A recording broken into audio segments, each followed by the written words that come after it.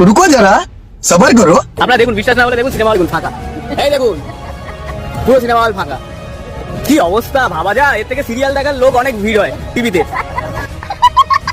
কটা লোক আছে? একটা, দুটো, তিনটে, চারটে, পাঁচটা, ছটা, সাতটা, আট, নয়।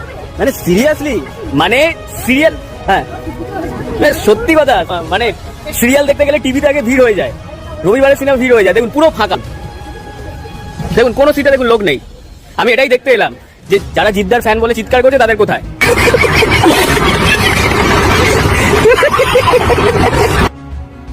সত্যি কিছু কিছু জিত ফ্যানরা আছে যারা শুধু ওই মেয়েদের মতো ঘরে বসে সোশ্যাল মিডিয়ায় কমেন্টে খচখচ করবে, আর যখন সময় আসে তখন নিজেদেরকে বাক্সবন্দি করে নেয়।